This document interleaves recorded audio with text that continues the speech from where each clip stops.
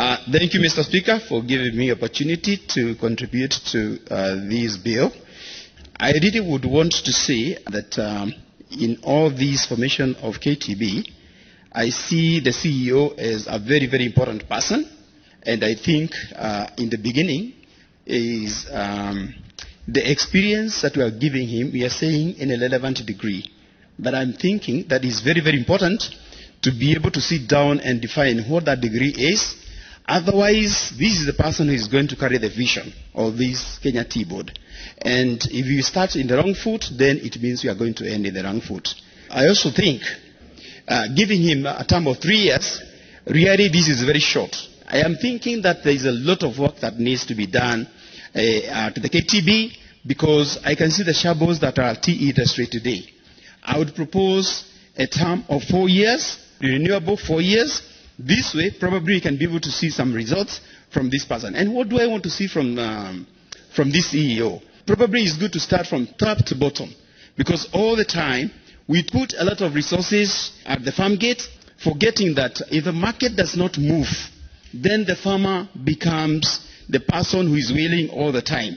So basically starting from the top, the marketing. Why has our tea remained a commodity all the time? And you can see like the last 2 years, the prices have been really, really bad. Because why?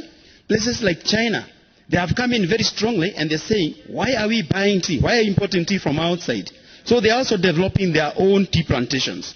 So if you do not think out of the box, we will not be able to sell our tea. It is high time we start packing our tea and branding it so that Ketepa becomes a brand renowned everywhere.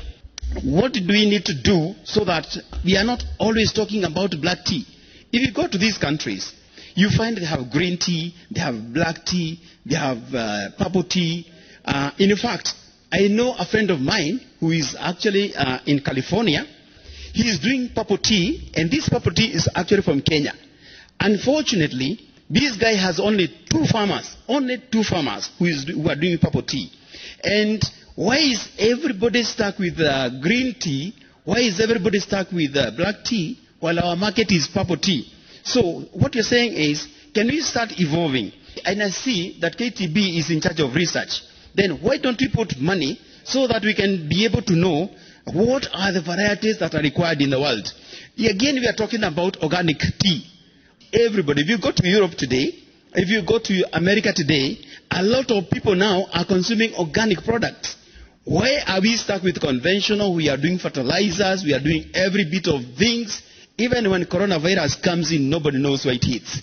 So basically, again, if we stick to natural, organic, where it's chemical free, then it means you are widening our market. In any case, these products have got a premium to our farmers.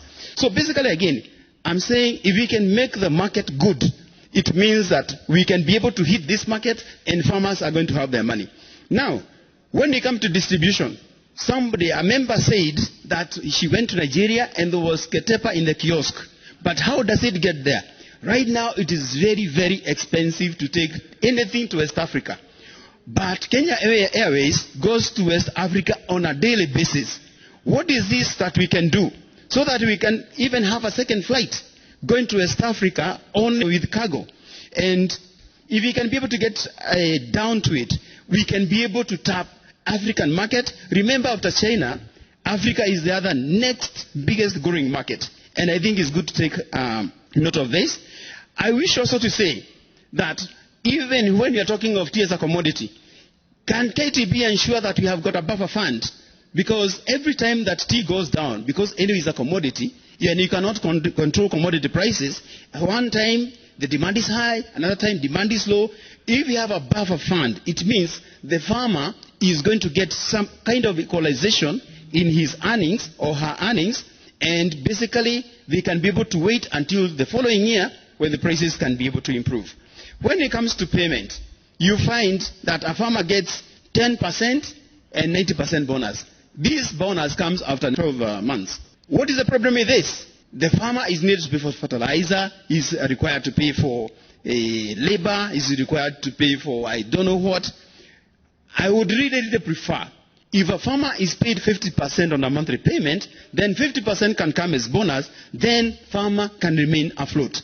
And of course, we also want to ensure, I can see that KTB is actually responsible for licensing the brokers. And I can say this, these brokers, at the end of the day, they are the source of the problem. Let us ensure that the farmer is able to be reached so that they can be able to deliver their tea to the factories or to the centers as it were. Finally, we have got 54 factories in this country. And these factories, sometimes they run like kiosks, I'm afraid. I don't know how to say, because when you look at these factories and you see that they're handling farmers' tea, even the way they weigh this tea, you find a farmer is weighing 100 kilos, but whatever is recorded at the factory is 70 kilos. We need professionalism in these factories. And also, what I would want to say, is it possible that these 54 factories can make an apex body? While KTB remains a regulator, we have an apex body that is actually quoted at Nairobi Stock Exchange. And then what will happen to this is these factories will become corporate holders with direct ownership to this apex body. So every farmer will have an advantage of good audit. They're having the advantages of everything that goes with the accountability of Nairobi Stock Exchange. So I support that we create the KTB, and thank you for giving me this chance. Asante.